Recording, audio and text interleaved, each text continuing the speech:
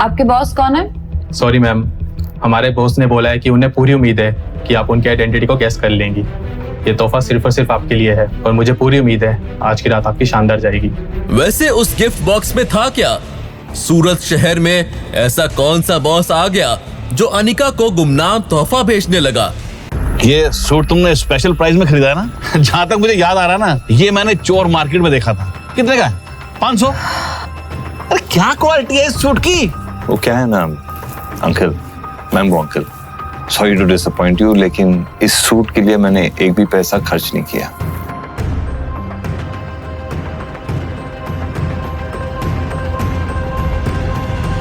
अनिका को समझ नहीं आ रहा था कि उसे एक्साइटेड होना चाहिए या नहीं, क्योंकि वो इस गिफ्ट बॉक्स के सेंडर को नहीं जानती थी। खैर, अपने कंफ्यूजन को साइड में रखते हुए जैसे ही अनिका ने उस गिफ्ट बॉक्स को खोला, वैसे ही अनिका दंग रह गई। उसकी सेक्रेटरी जो ठीक उसके पीछे खड़ी थी, वो भी अपने आप पर काबू नहीं रख पाई। वाओ मैम, ये तो ड्रीम लेवल नेकलेस है। अपनी कंट्री में ऐसे सिर्फ 10 ही नेकलेस हैं, जिसमें से एक नेकलेस आपके पास ही है। आपका बॉयफ्रेंड तो बहुत ही अटेंटिव है। अनिका की नजर जैसे ही उस नेकलेस पर पड़ी, वैसे ही उसे पता चल गया था कि ये एक असली ड्रीम लवर नेकलेस है, क्योंकि उसे ये नेकलेस बचपन से ही बहुत पसंद था और उसे dream lover rare diamond necklace के बारे में डिटेल जानकारी भी थी। उसे ये सब काफी अनरियल सा लग रहा था।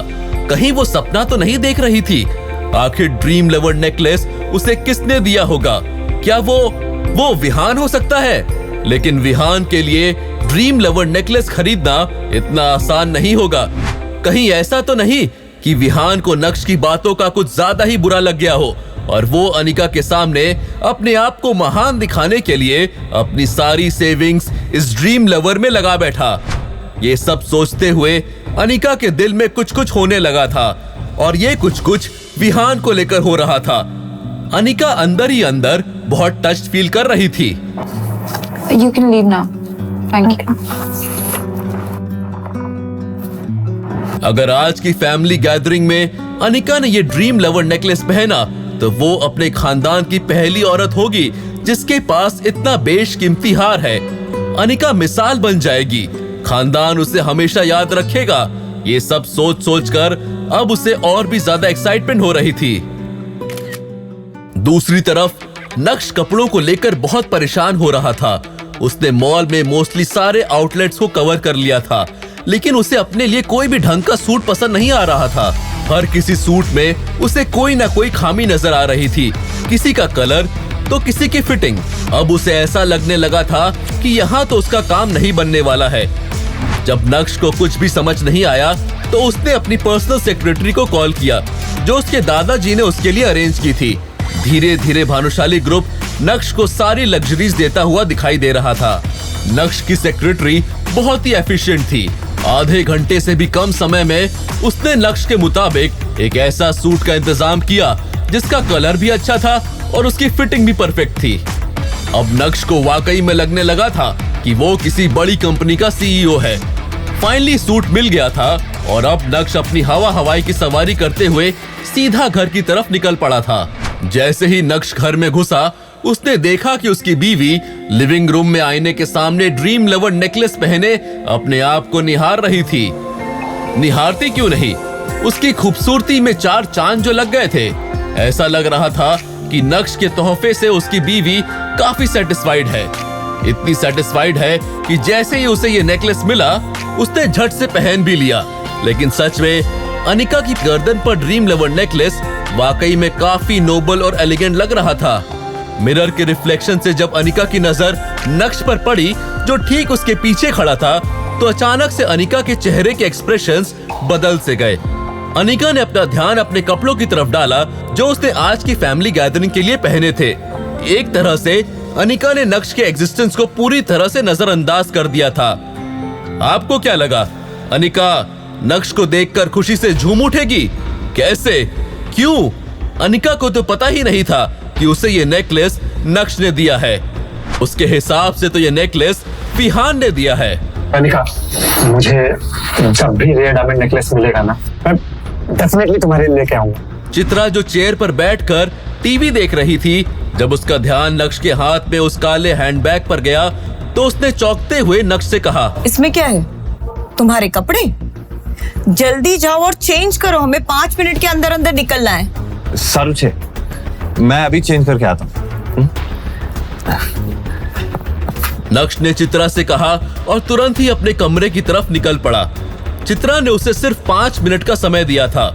उन 5 मिनट में जितना जल्दी हो सकता था, नक्श ने अपने मुंह हाथ धोए, कपड़े बदले और कमरे से बाहर आ गया। जब चित्रा की नजर नक्श पर पड़ी, जिसमें उसने ग्रे कलर का रॉयल सूट पहना था, तो उसकी आंखों में एक अलग ही लेवल का सेटिस्फैक्शन देखा जा सकता था। सूट बुरा नहीं है, पहली बार जवेरी खानदान के दामाद लग रहे हो, वरना हमेशा बुझे हुए चिराग लगते हो। नक्श जल्दी करो, मुझे तुम्हारे वजह से वापस लेट नहीं होना है। अनिका के चेहरे पर कोई खुशी नजर नहीं आ रही थी। भले ही नक्श आज कितना ही हैंडसम क्यों न लग रहा हो, लेकिन अनिका उसे हमेशा की तरह दबा ही रही थी। नक्श ने कार ड्राइव की और जल्द ही वो तीनों जावेरी खानदान के मैंशन में पहुंच गए थे। मैंशन के पार्किंग लॉट में पहले से ही 10 से 12 शानदार लग्जरियस कार्स खड़ी थी। ऐसा लग रहा था जैसे महंगी गाड़ियों का एग्जीबिशन हो। चित्रा ने ब्राउन कलर की लॉन्ग ड्रेस पहनी थी। अनिका के बारे में क्या ही कहना, ब्लैक ड्रेस में वो गजब ही खूबसूरत लग रही थी और ऊपर से ड्रीम लवर नेकलेस ने उसे अप्सरा बना दिया था। जब चित्रा और अनिका मैंशन के हॉल में पहुंचे तो उन दोनों की खूबसूरती ने काफी अटेंशन बटोरी। एज यूजुअल नक्श को किसी ने पूछा ही नहीं, वो दोनों उसे अकेला छोड़कर आगे निकल गए थे और चूंकि नक्श उन दोनों के पीछे पीछे आ रहा था, इसलिए सभी ने उसे इग्नोर किया। हालांकि कुछ ऐसे भी लोग थे जिन्हें ऐसी फैमिली गैदरिंग्स में नक्श का आना बहुत अच्छा लगता था। अब बैम्बू अंकल को ही देख लो, जब तक वो नक्श को नीचा नहीं दिखा देते, उन्हें नॉर्मल फील नहीं होता था। ओह, अपना नक्श वाह। मुझे तो यकीन ही नहीं हो रहा तुम्हें इतने अच्छे कपड़ों में देखकर। पहली बार तुम इंसान लग रहे हो। अरे मैं तो तुम्हें पहचान ही नहीं पा रहा था। उन्होंने जानबूझकर इतना तेज चिल्लाते हुए कहा जिससे ज्यादा से ज्यादा लोगों की नजर नक्श पर पड़े और वो भी उसका मजाक बनाए। नक्श ने भीनी मुस्कान के साथ मैम्बू अंकल को देखा, लेकिन कहा कुछ नहीं। मैम्बू अंकल को लग रहा था कि नक्श कुछ बोलेगा, लेकिन नक्श के शांत रिएक्शन को देखकर मैम्बू अंकल का खून और भी ज्यादा खौल उठा और उन्होंने नक्श को और भी ज्यादा नफरत दिखाते हुए कहा, ये सूट तुमने स्पेशल प्राइस में खरीदा है ना? जहां तक मुझे याद आ रहा है ना, ये मैंने चोर मार्केट में देखा था। कितने का? 500? 600? अरे क्या क्वालिटी है इस सूट की? मैम्बू अंकल की बात सुनकर ज्यादा से ज्यादा लोग अब नक्श को नफरत की नजर से देखने लगे थे और कुछ तो नक्श को देखकर जोर जोर से हंस रहे थे। नक्श की बेइज्जती होता देख अनिका को काफी एम्बैरेस्ड फील हो रहा था। उसने नक्श को 10,000 रुपए दिए थे जिससे वो अपने लिए एक अच्छा ब्रांडेड सूट खरीदे, लेकिन अब उसे भी लगने लगा था कि नक्श ने पैसे बचाने के चक्कर में ये सूट किसी सस्ती सेल से उठा लिया है और ये सोचकर उसे नक्श पर और भी ज्यादा गुस्सा आ रहा था। मन ही मन अनिका सोच रही थी कि ये आदमी हमेशा उसे डिफिकल्ट सिचुएशंस में डाल देता है। वो क्या है ना अंकल, मैम्बू uncle, sorry to disappoint you, लेकिन इस सूट के लिए मैंने एक भी पैसा खर्च नहीं किया। नक्श की बात सुनकर मैम्बू अंकल को ऐसा लगा जैसे उन्होंने कोई बहुत बड़ा जोक सुन लिया हो।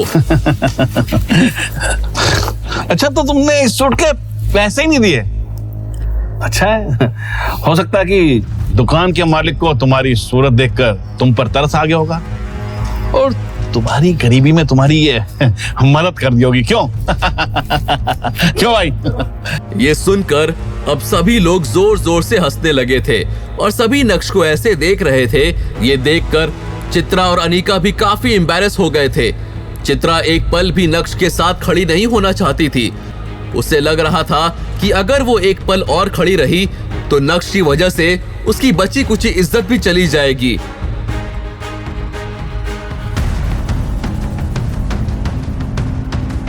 अगर बात करने का सही तरीका तुम्हें नहीं आता है ना, तो बात मत करो, शांति से जाके किसी कोने में बैठ जाओ। लेकिन अनिका, अनिका इस तरह के फैमिली ओकेजन्स पर नक्श को बिल्कुल भी लाना पसंद नहीं करती थी, लेकिन क्योंकि अब नक्श भी जावेरी खानदान का हिस्सा था, इसलिए ऐसे मौकों पर अगर उससे नहीं लाएंगे तो खानदान और भी तरह तरह की बातें बनाएगा और अनिका ये सब नहीं चाहती थी। इसलिए हमेशा की तरह उसे नक्श को मजबूरी में लाना ही पड़ता था और नक्श की वजह से उन्हें हमेशा इसी तरह से एम्बैरस होना पड़ता था।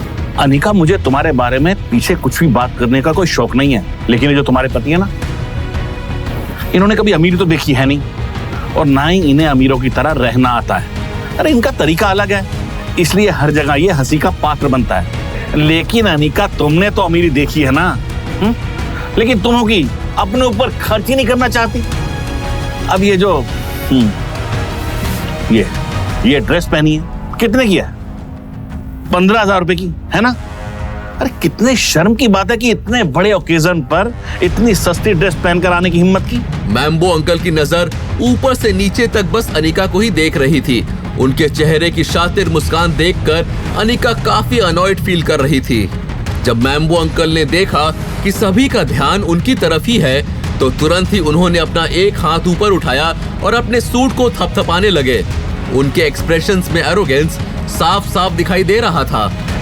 क्योंकि आज मुझे जावेरी खानदान के स्पेशल ओकेजन पर आना था, इसलिए मैंने अपने लिए इटालियन डिजाइनर पसंद किया, रिकार्डो टिस्की।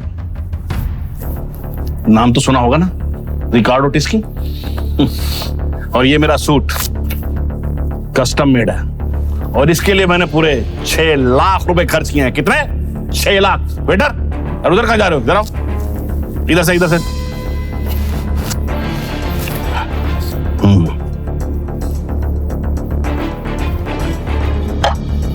किसके लिए 6 लाख खर्च किए हैं? जावेरी खानदान के स्पेशल ओकेजन पर आने के लिए। Family and dignity comes first for me. वाह, 6 लाख रुपए का कस्टम मेड सूट, वो भी इटालियन डिजाइनर का। वाह। मैम्बो अंकल की बात सुनकर सभी लोग शॉक थे। वैसे शॉक होने जैसा कुछ नहीं था। मैम्बो अंकल इटली में ही रहते थे, वहां उनका टेक्सटाइल्स का बिजनेस है और बिजनेस काफी अच्छा चल रहा है। इटली की करेंसी में पैसा देना और इंडिया आकर इंडियन करेंसी बांटकर वाहवाही लूटना, ये उनकी बहुत पहले की प्रैक्टिस थी। अवेरी खानदान में मैम्बो अंकल सबसे अमीर इंसान थे। अमीरी में और बातों में उनसे कोई भी नहीं जीत सकता था। यही वजह थी कि जब मैम्बो अंकल ने अनिका पर निशाना साधा तो उसे चुपचाप सुन लेना पड़ा। लेकिन जब अनिका की नजर नक्श पर पड़ी, जो अभी भी मुस्कुरा रहा था, तो अनिका का दिल भर आया। जब नक्श ने नोटिस किया कि अनिका की नजर उस पर है, तो तुरंत ही नक्श ने अनिका की ओर देखा और उसके चेहरे की मुस्कान और भी ज्यादा ब्राइट हो गई। ये देखकर अनिका को और भी ज्यादा गुस्सा आ गया और उसने तुरंत ही अपना मुंह फेर लिया और अंदर ही अंदर अपने आप को कोसने लगी। वैसे ही नक्श और अनिका के बीच में बहुत डिफरेंसेस थे और आज मैम्बो अंकल ने आग में घी डालने का काम किया। उनके चेहरे पर शातिर मुस्कान नाच रही थी, जिसे नक्श ने नोटिस कर लिया था।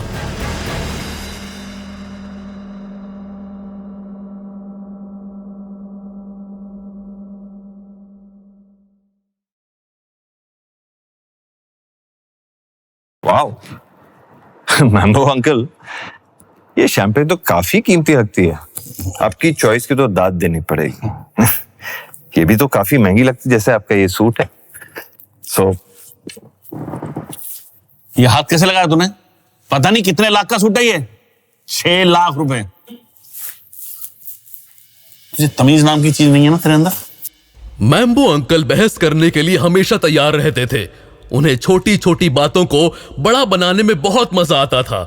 मैम्बो अंकल के बिहेवियर से नक्श को कोई फर्क नहीं पड़ा और मैम्बो अंकल की ओर देखते हुए तंज मारते हुए कहा, सॉरी, ये हाथ मैं ठीक है। अरे आप घबराइए मत प्लीज, आप नाश्ता कीजिए। वो क्या है ना कि बैम्बो अंकल को लगा कि मेरे हाथ लगाने से इनका जो 6 लाख का सूट है वो खराब हो जाएगा, इसलिए मेरी अनिका ना कभी ऐसी कोई चीज पहनती ही नहीं जो हाथ लगा के खराब हो जाए। और मेरी अनिका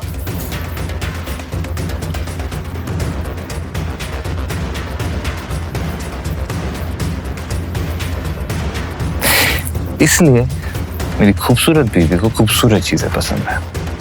वो सिर्फ ज्वेलरी पहनती है और वो भी बेशकीमती। ये बोलते हुए नक्श ने अनिका को अपनी ओर खींचा, जो नक्श की बात सुनकर पूरी तरह से स्टंट थी। इन 2.5 सालों में नक्श जितनी बार भी जावेरी खानदान के स्पेशल ओकेजन्स में गया, उसका हमेशा इसी तरह से मजाक बनाया जाता था, लेकिन नक्श की कुछ भी बोलने की हिम्मत नहीं होती थी। लेकिन आज नक्श ने सभी को शॉक कर दिया था। चित्रा को तो अपनी आंखों पर यकीन नहीं हो रहा था। ये कीमती नेकलेस देख रहे हैं आप? इसे ड्रीम लवर नेकलेस कहा जाता है।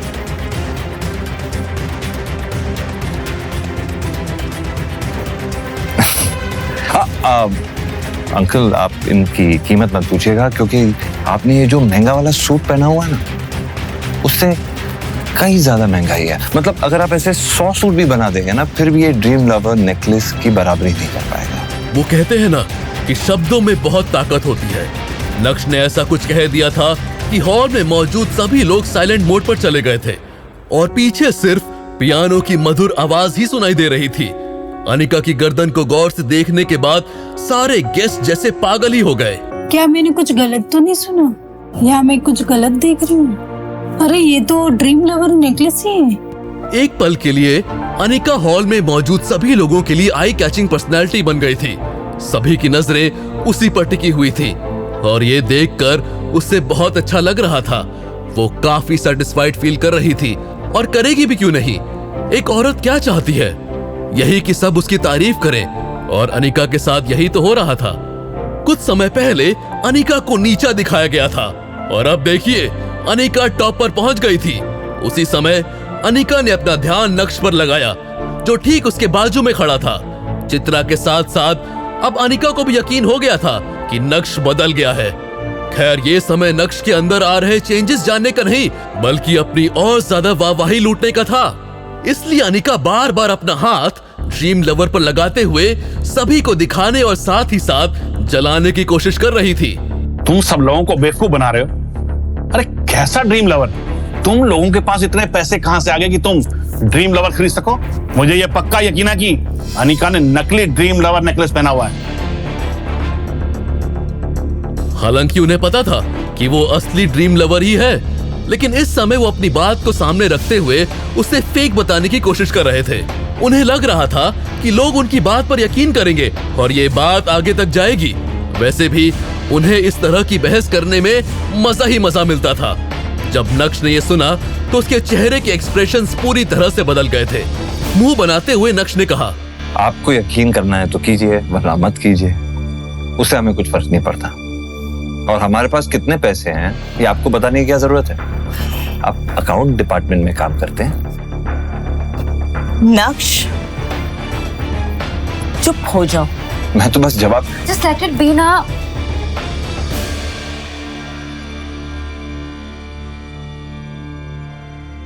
भाई साहब, नक्श आपसे बहुत छोटा है।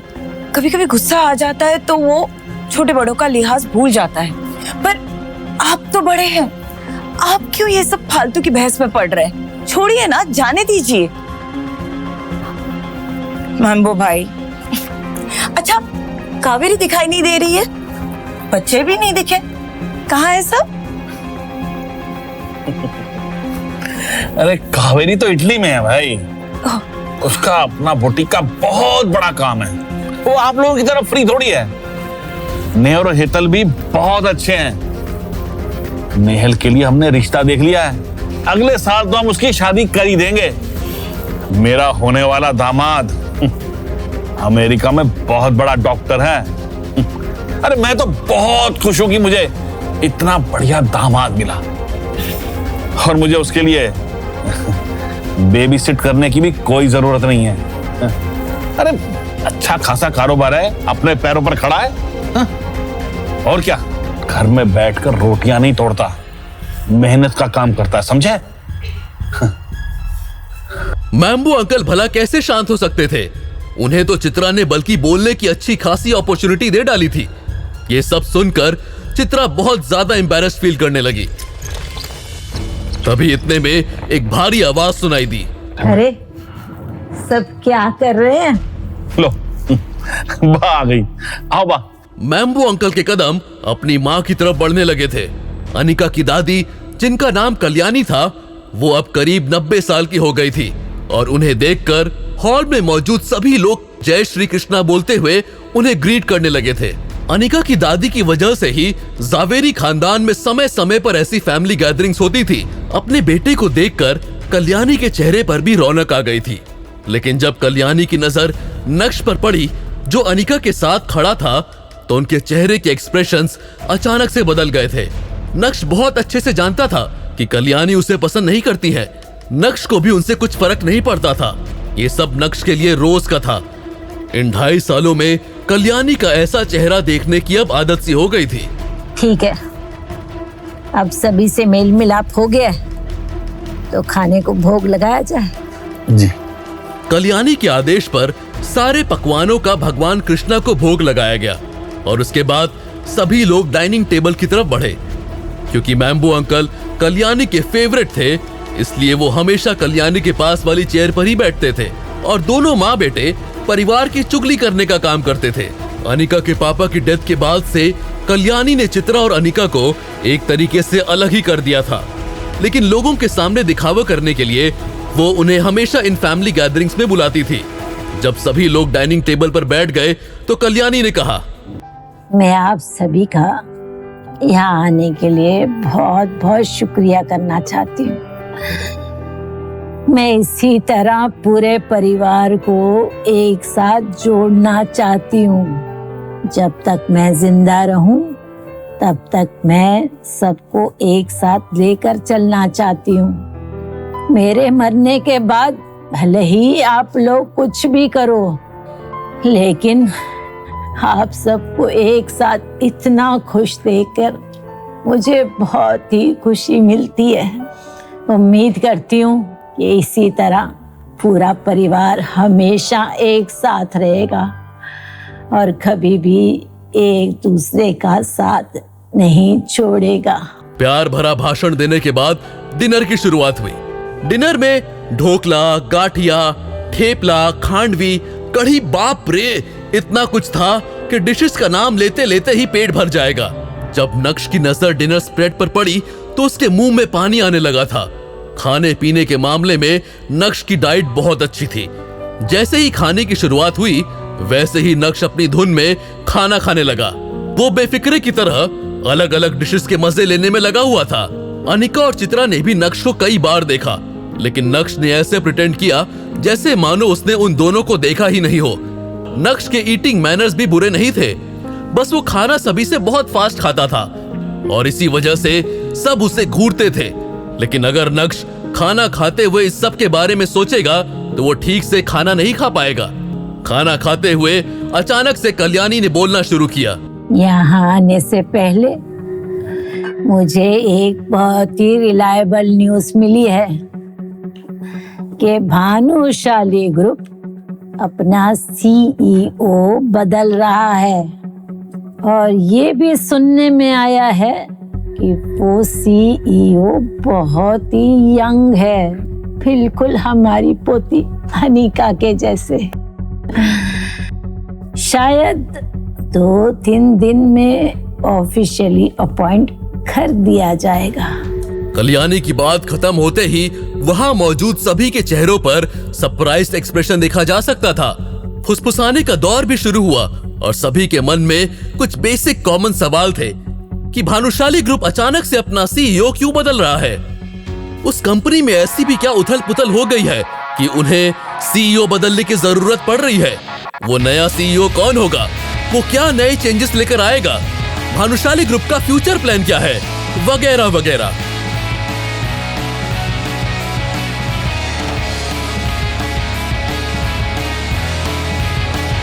हालांकि सभी लोगों को पता था कि ये उनके लिए एक अच्छी अपॉर्चुनिटी साबित होने जा रही है। जावेरी खानदान भी बिजनेस के मामले में सूरत के अंदर कम पॉपुलर नहीं था और उनके साथ कई छोटी बड़ी कंपनीज भी काम करती थी। लेकिन अब उन्हें भानुशाली ग्रुप के साथ मिलकर काम करना था, क्योंकि भानुशाली ग्रुप मार्केट में बहुत स्ट्रॉन्ग था और कुछ कंपनीज होती है ना, जिनका नाम सुनकर ही काम हो जाता है। भानुशाली ग्रुप उनमें से था और यही वजह थी कि जावेरी खानदान उनके साथ में एग्रीमेंट साइन करना चाहता था। यकीन मानिए, अगर ये एग्रीमेंट साइन होता है तो इससे जावेरी खानदान को बहुत फायदा होगा। जावेरी खानदान की ऊंचाई की नई शुरुआत हो जाएगी। लेकिन क्या भानुशाली ग्रुप का नया सीईओ जावेरी खानदान से कोई डील करेगा? क्या नक्श जावेरी खानदान की हरकतों को भूल जाएगा?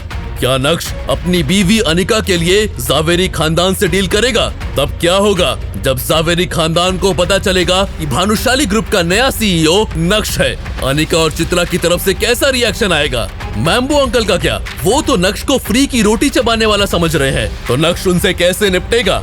जानने के लिए सुनिए Insta Empire, only on Pocket FM।